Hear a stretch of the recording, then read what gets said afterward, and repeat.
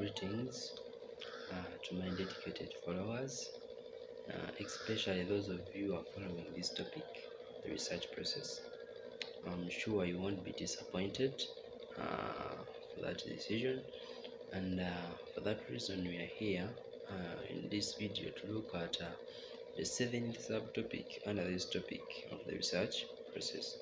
And according to our outline of what we were to cover, as I shared in the very first video on this topic. So we are going to look on the seventh subtopic in that outline that I shared with you. So first of all, I would like to thank you for your continued following, and I'm sure at least by now you've started realizing or achieving your aim for following this topic. And in case of any concerns on this topic, you can put it in the comment section and I'll be looking at it, and we shall see how to go about it. And now in this video we are going to look at how to write a research paper. So the aim of this video is to guide you through the writing process. Note that one, we are not going to look at the format of a research paper. No, we are not looking at the format of a research paper. You know, there is a difference between the format of a document and the steps or procedures to writing that document. So we are not going to look at the format of a research paper, though maybe we shall look at it later. And we are also, the other thing you have to know is the research paper is different from a research report. A research report is different. Like a research paper is if someone is doing research and their aim is not to write a report, like they're not doing research for the purpose of writing a report, but they're just making their research for just research, maybe for some other reason. So in that case, that person will not just make the research and not note down anything. They have to write down their research for reference purposes and for storage purposes. So in that case, what they write is what we call a research paper. Or someone may write a research when they have been given an assignment, let's say by their upline, by their their professors and so on and so forth, depending. So therefore, to achieve the aim of this video, we are going to look at the following steps and details. We shall look at 12 steps. First, understanding the assignment, choosing a research paper topic, conducting preliminary research, developing a thesis statement, creating a research paper outline, writing a first draft of your research paper, writing the introduction, writing a compelling body text, writing the conclusion, and then writing the second draft. Then 11 is the revision process, and then 12 is the research paper checklist. So that's what we're going to look at in this video. Those are the procedures in summary that you can follow to come up with a research paper. So to start right away, a research paper is a piece of academic writing that provides analysis, interpretation, and argument based on in-depth, independent research. The research papers are similar to academic essays, but they are usually longer and more detailed assignments designed to assess not only your writing skills but also your skills in scholarly research. So indicating that this paper is if it is an assignment given, it is testing first of all your writing skills and then your scholarly research skills. And in these videos, the aim is to help you gain research skills. So anyone interested in research, they are the people that this topic is intended to help. So writing a research paper requires you to demonstrate a strong knowledge of your topic, engage with a variety of sources, and make original contribution to the debate. So in this video, I'm going to go through a step-by-step guide that will help you throughout the entire writing process, from understanding the assignment to the final stage. So starting with the first step or procedure, that is understanding the assignment. You're going to be a bit fast. So completing a research paper successfully means accomplishing the specific tasks set for you. So before you start, make sure you thoroughly understand the assignment task sheet. So what you have to do to understand the assignment is, first read it carefully, looking for any confusing stuff you might need to clarify with your professor or the person giving you the research assignment. Secondly, identify the assignment goal, deadline, length specifications, formatting and submission method. And then thirdly, make a bulleted list of the key points, then go back and cross completed items off as you're writing. Like as you're writing your research paper, you make a bulleted list of the key points that you would like to include in your paper, that you wouldn't want to miss out. You write a bulleted list of them, and whichever key point you finish, you cross it out, something like that. Then the other thing is, you carefully need to consider your time frame and word limit. Be realistic and plan enough time to research, write and edit your paper. Then second step is choose a research paper topic. So having finished understanding the assignment, then you proceed to choosing the topic according to the assignment award given to you. So there are many ways to generate an idea for a research paper, from brainstorming with a pen and paper to talking it through with fellow students or your professor. So you can like you can also gain inspiration from other research. The discussion or recommendation sections of research papers often include ideas for other specific topics that require more examination. Like as we proceed, you shall see those areas where you can go to for research questions or for research topics. Okay, mainly for research questions regarding a certain research topic that you're interested in, because as you're going into a research topic, you have to know that maybe you're not the first person to research about that particular topic. So you need to know in this particular topic what has not been covered, and one of the way of doing that is by checking through the different researches that have been made on that topic.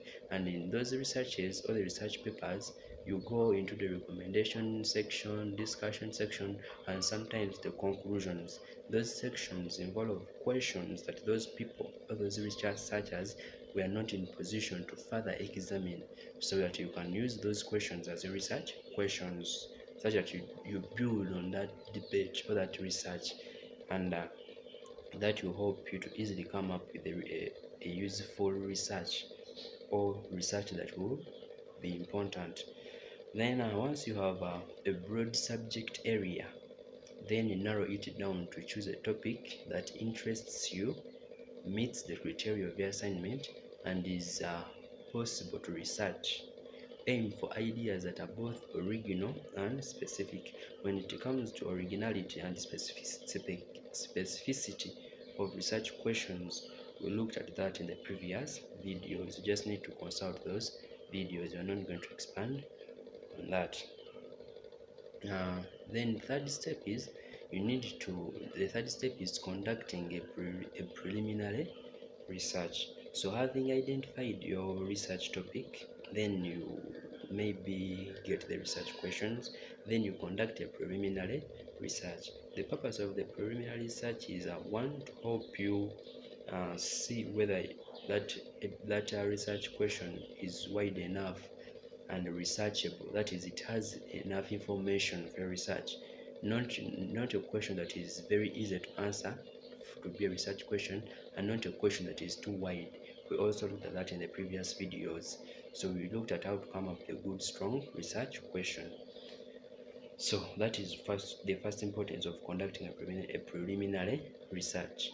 Then we are going to see the second one as we continue. So you have to note, as you conduct your preliminary research, you have to note any discussions that seem important to the topic, and try to find an issue that you can focus your paper around. Use a variety of sources, including journals, books, and reliable websites, to ensure you do not miss out anything glaring. Then do not only verify the ideas you have in your mind, but look for sources that contradict your point of view. Like as you're conducting your preliminary research, you should not only look for the ideas in support of your idea, there might be other contradicting ideas, so you can also look at them. So under this, what you have to know is that there is you have to ask yourself, is there anything people seem to overlook in the sources you research, or are there any heated debates you can address?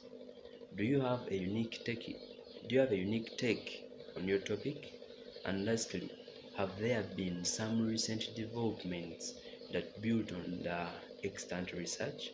So as you do your preliminary research, you need to consider those things, such that you through that research you can be in position to come up with a good research question, or to qualify a good research question among the questions you may have. Then in this stage, you might find it helpful to formulate some research questions to help guide you, and then to write a research question. We looked at that in the previous video. Yeah, so at that stage, it is that after conducting a preliminary research, by the time you conduct a preliminary research, you have research questions. So you're doing some research to find out which question is favorable, is good and strong. A question that has very little information to answer it is not a good research question. You should have a question that is detailed but not too broad. So it should just have enough information for your research. It should be researchable. Then the fourth step is to develop synthesis statement. So having gotten your research question and confirmed it through preliminary research, then you've finished with that question, you've got it, then you develop a synthesis statement. Remember, you can't develop a synthesis statement without a research question. So a synthesis statement is a statement of your central argument. It establishes the purpose and position of your paper. So if you started with a research question, the synthesis statement should answer it. In simple terms, a synthesis statement is an answer to your research question. You shall understand this better as we continue. So it should also show like the synthesis statement, in addition to showing the purpose and position of your paper, it should also show what evidence and reasoning you will use to support that answer. So implying a research question has three sections. Likely, it should serve three purposes: showing the purpose and position of your paper, and then some evidence and reasoning that you will use to support your answer. So we are going to look at a synthesis statement, and maybe in a separate video, if you need more details about it, we shall be looking at how to come up with a synthesis statement. So the synthesis statement should be concise, contentious, and coherent. That means it should briefly summarize your argument in a sentence or two.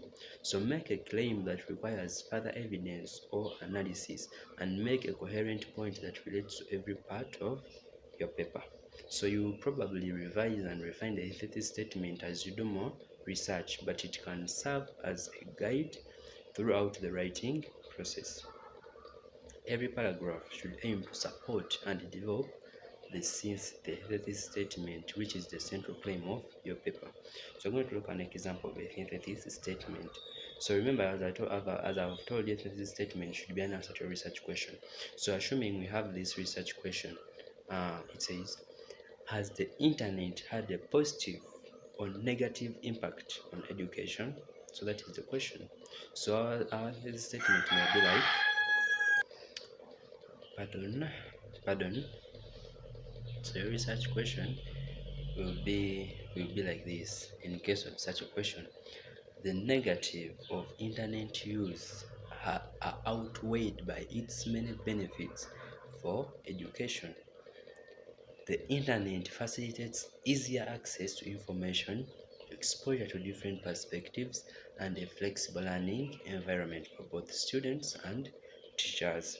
So you note that this question is an argumentative question.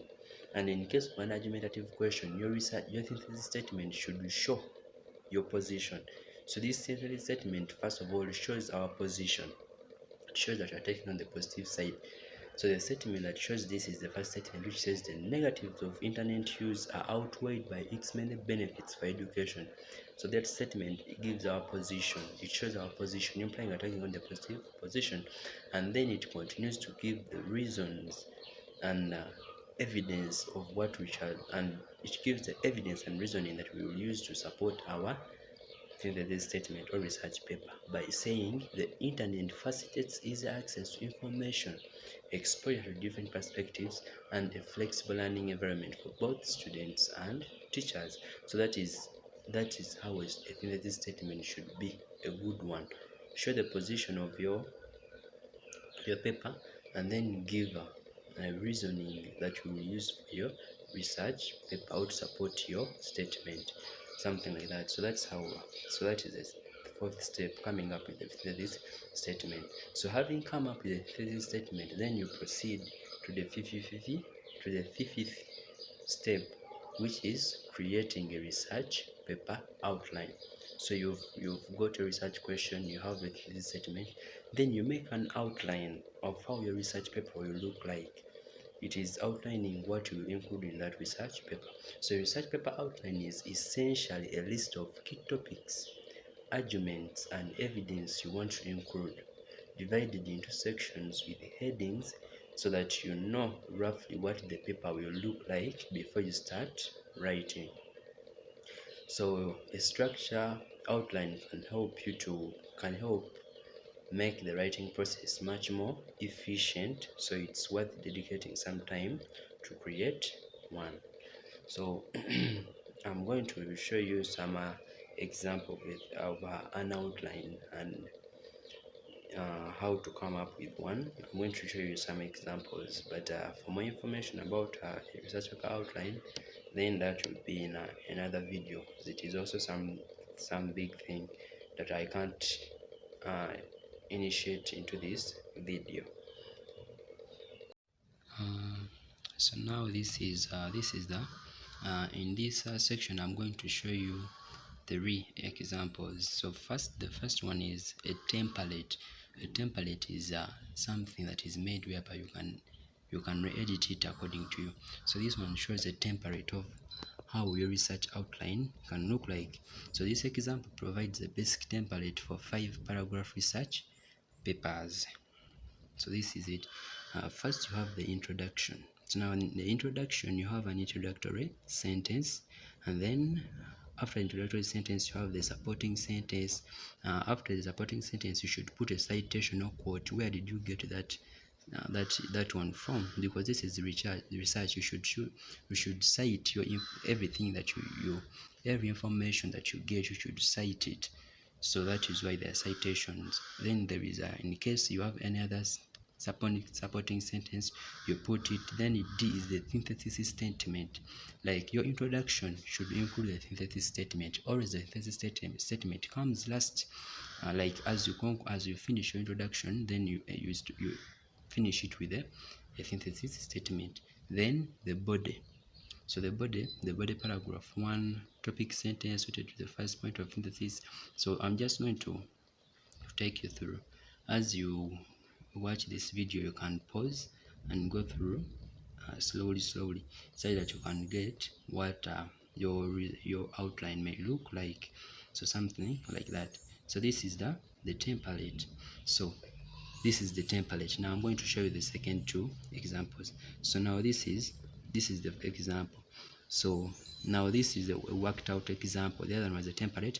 This is a worked out example that you can just to illustrate further how your whatever can be. So an introductory paragraph. So this is the introduction. Now A, B, C, and then D, as the template is. So this one just for illustration purposes. Otherwise in your writing you may not put A, B, C, D. No, this is just to guide you. So something like that. So then you go through as you pause anywhere you wish to. So this is how your outline may look like. So these outlines have different formats. You can have a detailed outline, but you can also have a brief outline, something like that. So this is, for example, this is a detailed outline. You see that there are details, but there are other ones which are brief. So now this is another worked out example: introduction, definition of measles, and so on and so forth. But for this one, they didn't include the synthesis. So what you should know, that as you do this thing, you can combine the two. You can combine ideas from different formats, and you come up with a better format, because the synthesis statement is supposed to be there, but in this case it was not included. So this is just to illustrate. So these are different paragraphs. One should know that as you write your paragraphs, like as you're writing your thesis set, your research paper, every paragraph should contain a separate point. You should not have a different two paragraphs, 1 point. It is not supposed like that. Every paragraph, 1 point, something like that. So lastly, let me take you through a brief format of how your research paper can be like. This is just a brief format of how your research paper, of what your research paper should contain. So this one, a quick review, a quick overview of the introduction of the topic or issue, methodology being used, the synthesis statement, a full review of every source used and all the corresponding literature, a brief explanation of the relevance of the research, then the body. You read through here what you should include in the body, then the conclusion. Read through what you should include in the conclusion. Pause and read through. Yeah, so that is it as concerning writing a research outline. Just follow through and get an idea of how you can write it. So research outline is just meant to help guide you. Yeah. So briefly, that's how you can handle creating an outline, a research paper outline. So having finished creating your research paper outline, remember you've got your synthesis statement. Now you have the outline of your research paper. Now it is time to write. Now having done that, then you go on to the sixth procedure, which is writing your first draft of your research paper. Remember, by the time you come to this point, you've already made your research, and now you are just seated trying to write your research paper. So meaning by now you already have your research and your research results. You're just going to put it down in writing. So these are the procedures you follow. So meaning, having finished getting your thesis statement, you've written an outline depending on your research, the information you have in your research as you conducted it. Now you can go on to write a first draft, and that is the sixth step. So your first draft won't be perfect. You can polish it later on. Your priorities at this stage are just as follows probably. 1. Maintaining forward momentum. Right now, perfect later. Secondly, paying attention to clear organization and logical ordering of paragraphs and sentences, which will help you when you come to the second draft. Then thirdly, is expressing your ideas as clearly as possible, so you know what you were trying to say when you come back to that text. So those are things you need to concentrate on as you're writing your first draft. So you do not need to start by writing the introduction. Begin where it feels most natural for you. You may choose to start with the difficult sections, or you may choose to start with the easiest sections. So whichever is comfortable with you is what you do. So do not delete large sections of text. If you begin to dislike something you have written or find it doesn't quite fit, just move it to a different document, but do not lose it completely. Never know, you may need it, and it may become it might be of use later.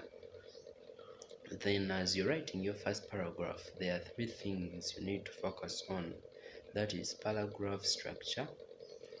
Then secondly is citation or citing of sources. Those are the two things you need to put into consideration as you're writing your first draft, in addition to those things we've looked at. So when it comes to paragraph structure, paragraphs are the basic building blocks of your research paper. So each paragraph should focus on a single claim or idea that helps establish the overall argument or purpose of your paper. Like implying, each idea should have a separate paragraph, not having one paragraph for two ideas and not having two paragraphs for a single idea. You should note that carefully. Now, when it comes to citing of sources, uh, so when it comes to citing sources, it is also important to keep track of citations at this stage to avoid accidental plagiarism. So each time you use a source, make sure you take note of where the information came from. Like whichever information you use in your research paper, make sure you include where that information came from, like the source. So you should do that to avoid plagiarism. Then the seventh step, or the seventh procedure, having finished writing the first draft, then you come to writing the introduction. Remember, you've written the first draft, you just want to arrange your ideas as you prepare for the second draft. So having done arranging your ideas, then you come to writing your introduction, because it is also a crucial part of your research question that you need to give some good time. So the research paper introduction should address these three questions. First, what, why, and how. So after finishing the introduction, the reader should know what the paper is about, why is it worth reading, and how you will build your arguments. So that's why you need to answer those questions in in your research paper, in the introduction of your research paper, such that someone just needs to read the introduction to see whether to see if there is any need of reading your research. So when it comes to the what question, we should be specific about the topic of the paper. Introduce the background and define key terms or concepts.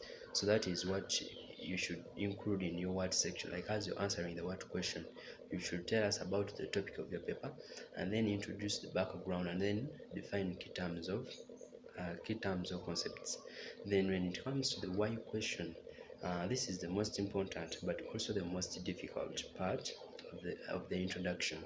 So you should try to provide brief answers to the following questions. What new materials or insights are you offering? What important issues does your essay help define or answer? So here is where you talk about uh, of what use or how we use it. Like why should someone read your paper? Why? You're giving them reasons to read your paper. So among these, you should tell the new material or insights you are offering. So that's why I told you, as you're getting a research question, you should get a question of an existing debate, but it should be original, like original but of an existing debate. You should get it in ways that we discussed. And then so meaning, if it is something that is original but of an existing debate, then someone will find reason to read it. And even as you're rewriting your research proposal, someone will have uh, a, a reason for funding your research process in case there is any need for financial support. And then you should tell of what importance or what important issues does your essay help define or answer, things like that. And now when it comes to the how question, you need to let the reader know what to expect from the rest of the paper. The introduction should include a map of what will be discussed. So you briefly represent the key elements of the paper in chronological order. So having finished dealing with the introduction of your research paper, mm, having finished with the introduction of your research paper, then you can proceed to the eighth procedure, which is writing a compelling body of text. Like you're done with the introduction, now we are going to the body. So the major struggle faced by most writers is how to organize the information presented in the paper. So which is one of the reasons an outline is so useful. However, remember that the outline is only a guide, and when writing, you can be flexible with the order in which the information and the arguments are presented.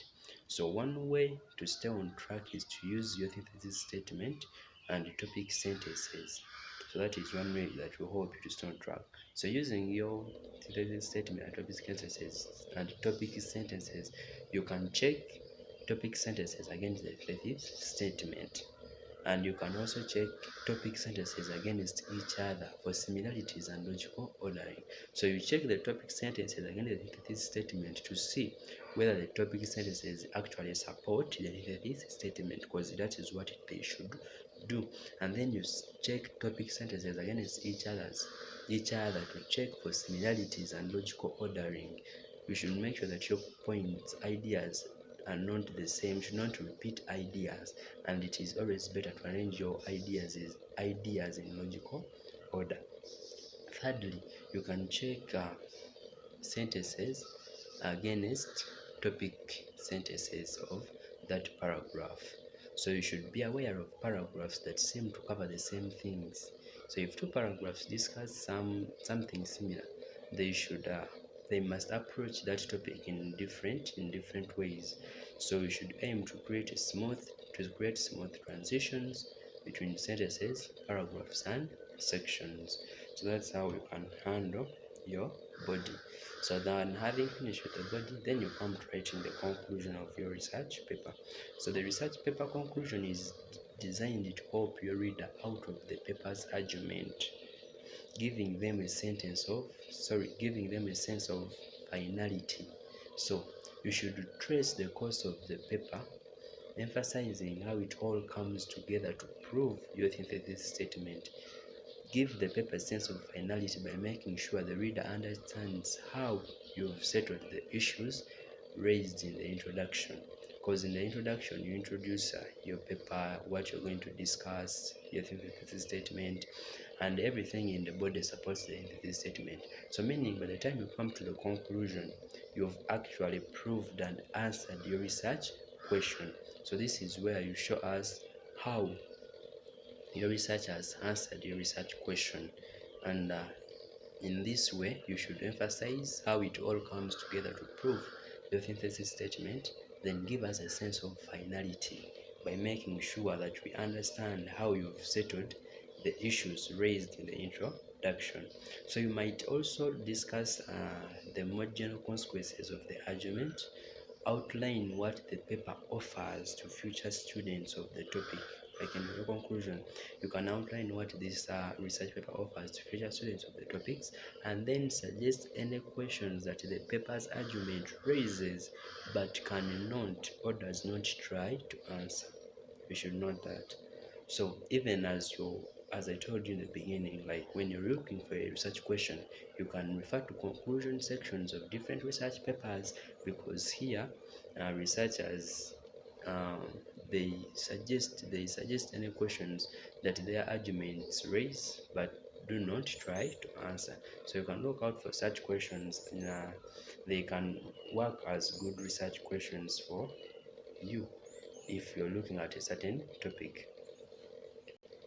So what you should not do, note that you should not offer new arguments or essential information. You should not offer new arguments. Like when you look at originality of question, someone may want to be original in their question, and then they just come up with something just from something that is very foreign to any existing debates. You don't need that. For how to come up with a research question that is original and specific, you can refer to the previous videos that I made. And then you should not take up any more space than necessary. And then thirdly, you should not begin with stock phrases that signal you are ending the paper. For example, in conclusion. So we know very much that we need to show the reader that we are finalizing, but still we shouldn't do it in that way. Like there is a way that you can do it, but not use phrases that are like in conclusion, like you are supposed to give us a sense of finality, but there is a way you can do it, like we've been discussing. So then, having finished with that, then we go on to the second draft.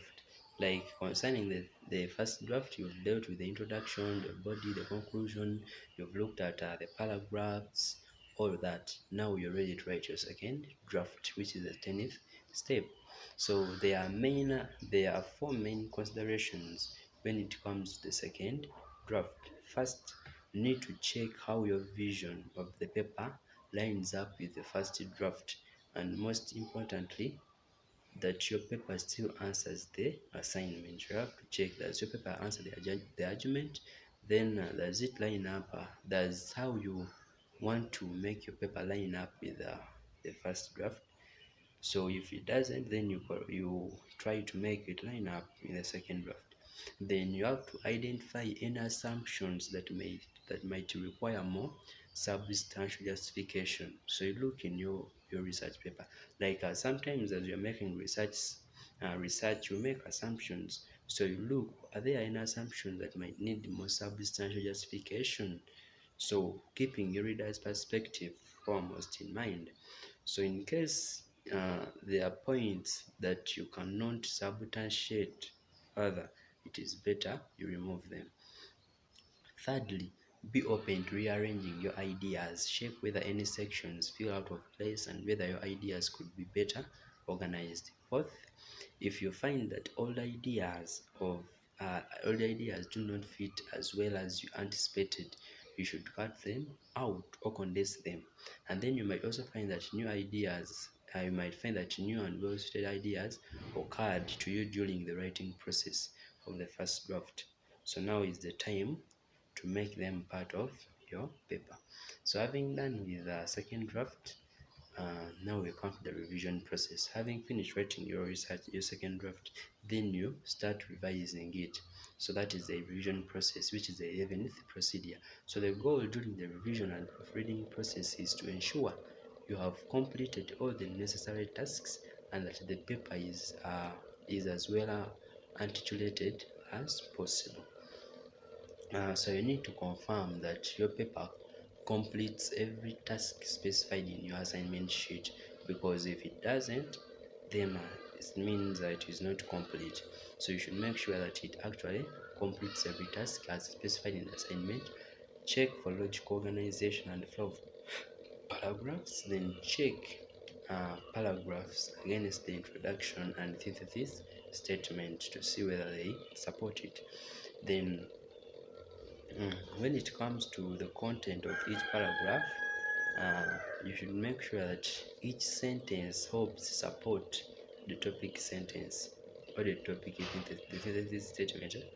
Then you should make sure that there is no unnecessary or irrelevant information present in your paragraphs. And then you should make sure that all technical terms your audience might not know are identified.